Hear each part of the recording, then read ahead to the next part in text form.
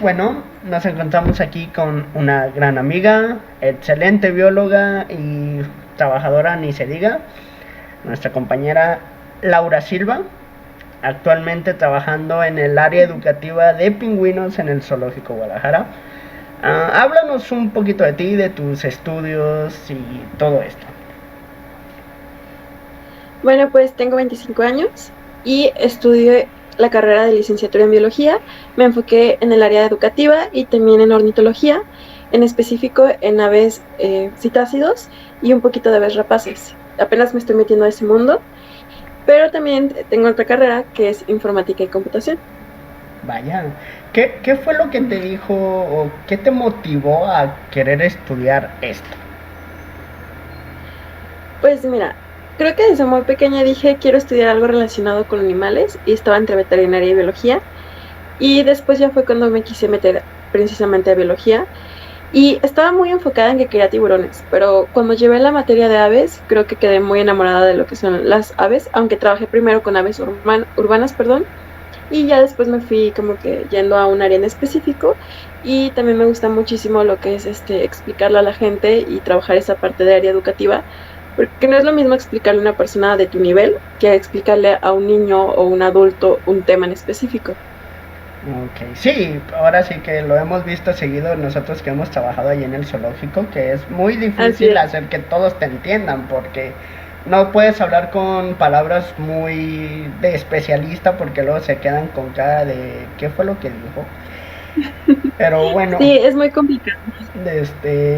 y qué bueno que tocas esa parte de el tema o el objetivo de esta entrevista es para hablar acerca del festival que va a organizar la organización, válgame la redundancia, Corazón de la Tierra, sobre el festival anual de aves migratorias. Por eso fuiste Ujú. escogida tú, por ahora sí que tu experiencia en aves. Y damos inicio. Primero, algo básico, ¿en qué consiste la migración de aves o de Bueno, avifauna? la migración de aves consiste en los viajes que hacen estacionales y son regulados realizados por ciertas especies. O sea, no todas las especies realizan este tipo de migración y bueno, prácticamente en eso consiste, en viajar de un punto a otro. Ok, ¿qué factores son los que causan o incentivan al ave a realizar esta migración? Bueno, principalmente serían como los cambios de estaciones, cuando se vuelven muy hostiles para las aves, que hace que reduzca, por ejemplo, el alimento o incluso, por ejemplo, quizás no sea simplemente el cambio de estación, sino que sean cambios climáticos muy abruptos, van a obligar a las aves a alejarse de la zona donde residen y ubicarse en un lugar donde estén más seguros e incluso encuentren un poco más de alimento. Pero también, por ejemplo, pueden ser por cuestiones de construcciones de nuevas de las ciudades o, por ejemplo, por incendios también inclusive pueden provocar migraciones, aunque esas serían ya más provocadas o dirigidas que las normalmente que hacen. Ok, entonces por ejemplo ahorita podría ser muy común con esto del problema del bosque de la primavera, va a ser muy común llegar a ver aves por prácticamente por toda la ciudad. Sí, así es. De hecho, por ejemplo, ahorita estamos en una temporada de aves migratorias muy importante y suelen encontrar descanso en lo que es Bosque de la Primavera, Barranca de Huentitán o inclusive en algunos otros parques simplemente donde hayan estanques de agua donde puedan simplemente descansar y luego continuar su camino. En este caso ahorita el incendio es un gran factor que hace que las aves simplemente en vez de seguir su ruta se desvíen y eso puede provocar incluso que se pierdan. Ok, una duda, ¿todas las aves realizan migración o solo algunas? No, fíjate que no todas las aves realizan migración. Esto es principalmente, por ejemplo, vamos a hablar ahorita de aves de Norteamérica. Cuando empiezan a hacer los cambios climáticos, o más bien cambios de temporada, el invierno es muy fuerte para ellos deciden migrar hacia el sur. Hay aves, por ejemplo, que nosotros tenemos por el clima que manejamos siempre va a haber la disponibilidad de alimento, entonces hay aves residentes que no hay necesidad de que tengan que migrar. Ok. ¿Qué beneficios nos trae a la naturaleza o a nosotros la migración? Bueno, principalmente debido a que las aves están, por ejemplo, digamos que su camino es de punto A a punto B, pero van a estar haciendo diferentes paradas para poder conseguir alimento. Entonces, durante esas paradas van a estar consumiendo alimento. Por ejemplo, vamos a hablar de las que consumen semillas. Es muy importante porque en las heces fecales que van a estar soltando durante todo su transcurso, van a estar dispersando, semillas. Entonces eso va a provocar a que haya de alguna otra manera un poco de recuperación de los bosques o espacios forestales donde no habían antes, pueda haber la posibilidad de que haya nuevas plantas. Ok, y ahora todo lo contrario, ¿qué problemática pueden llegar a causar? Pues fíjate que si llegan a decir, por ejemplo, vamos a suponer que un ave encuentra todas las necesidades. Me acabo de sacar de la aplicación, sorry. No te preocupes.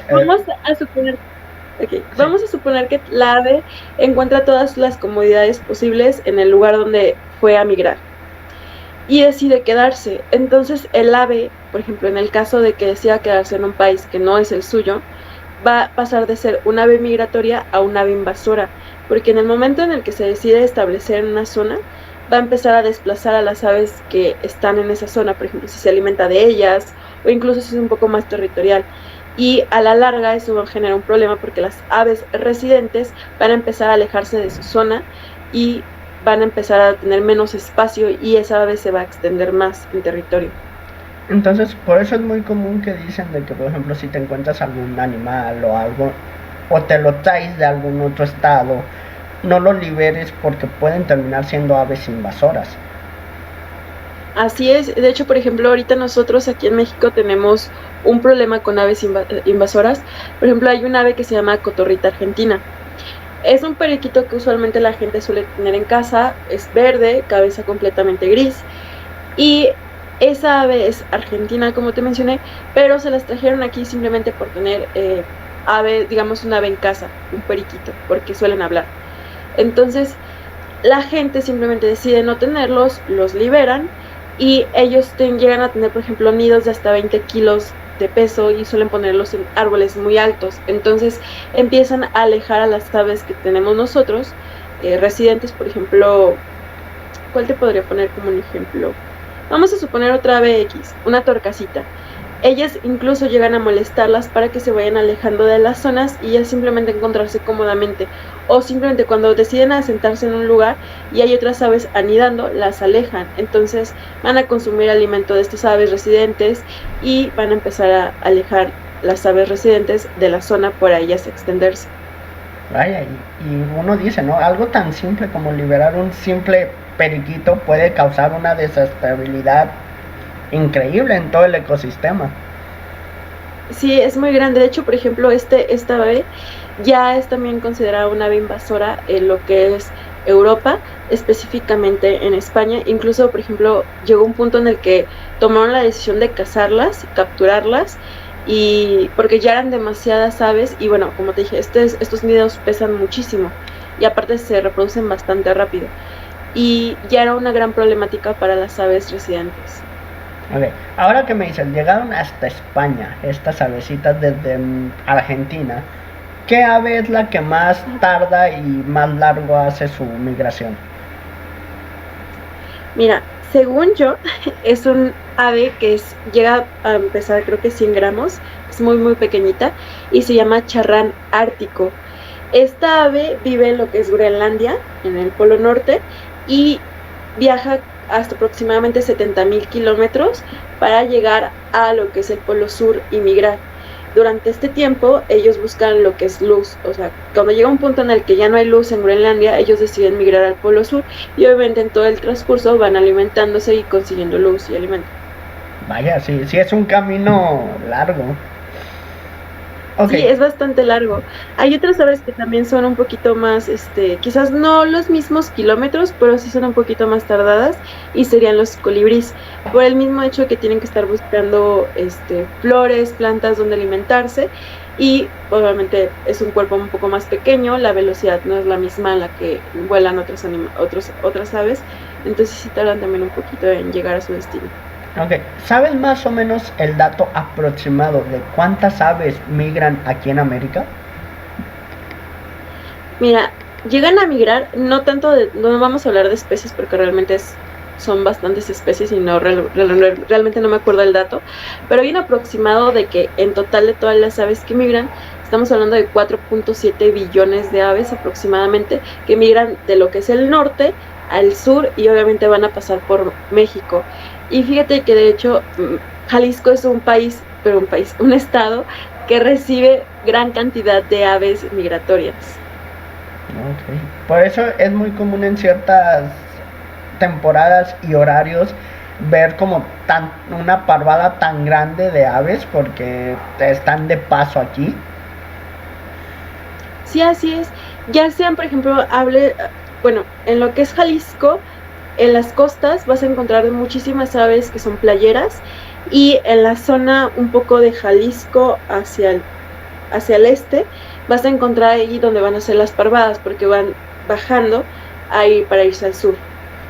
Ok. Bueno, supongo que todas las aves antes de empezar su migración necesitan pasar por una preparación. ¿Cuál es el alimento que prefieren o cuál es el mejor alimento para ellas antes de empezar el viaje de migración? Pues fíjate que todo esto depende de qué especies son las que están migrando. Por ejemplo, si estamos hablando de aves playeras, ellas quizás no se preparan tanto, pero sí ya después del cambio de plumaje es cuando empiezan a realizar su migración, ya que lo tienen listo preparado para ya sea ponerle, por ejemplo, de la glándula oropigial el aceite y migrar y tenerlas lo más limpias posibles. Y el alimento lo van a seguir encontrando en todo el transcurso del viaje. En el caso, por ejemplo, de colibríes, pues van a estar encontrando constantemente el alimento en flores, frutos, entonces tampoco va a ser tan complicado conseguir el alimento. Ok. Entonces, en pocas palabras, varía más que nada de la especie y de su dieta. Así es. Ok.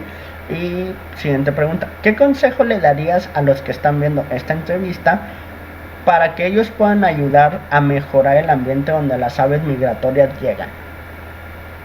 Mira, por ejemplo, ahorita sobre el caso del bosque de la primavera, que es un gran factor que influye en que las aves se desvíen, sería, por ejemplo, tratar de tener esa conciencia en no hacer fogatas, no contaminar lo que son ríos o estanques o presas de agua, porque al final de cuentas las aves están buscando o van a buscar un descanso para poder continuar su destino. Por ejemplo, aves migratorias llegan a presas para poder conseguir un poco de alimento, incluso, por ejemplo, el río que tiene la primavera y después de ahí ya van a continuar su camino. Entonces, si nosotros estamos provocando o no tenemos la conciencia de limpiar o recoger nuestra basura o si estamos fumando, apagar bien y asegurarnos de que el cigarrillo quedó apagado y provocamos estos incendios, las aves se van a desviar. Entonces, es de esta manera, o sea, si nosotros tenemos la conciencia de cuidar nuestro planeta, vamos a cuidar lo que son, por ejemplo, disminución de incendios, que son un gran factor que se hace que se desvíen las aves. Y fuera de ahí, pues sería también, por ejemplo, contaminación en el caso de agua, tratar de reducirlo para que también esta contaminación hace que cuando las aves lleguen puedan intoxicarse e incluso morir. Ok. Tú, que eres especialista en este tema, he visto tus redes sociales, tienes miles de fotos. ¿Qué consideras que es como lo más bello o lo más impresionante de este instinto natural que tienen ellos de salir ahora sí que a buscar mejores condiciones? Pues fíjate que es muy bonito verlas cuando van en parvadas de un punto a otro. Y yo creo que deberíamos de tener y valorar muchísimo esto de las aves migratorias, porque no tenemos, por ejemplo, ahorita que nosotros vivimos en México y tenemos la fortuna de poder ser uno de los países que quizás habitan durante esta temporada de migración o que simplemente pasan de largo, cuidar nuestro entorno y protegerlo para que ellas puedan seguir haciendo esto y continuar su destino. Okay. Bueno, muchísimas gracias a la gran amiga bióloga Laura Silva por esta entrevista. De todos modos dejaré las redes sociales de ella ahí abajo por si quieren ir a admirar sus hermosas fotografías de aves.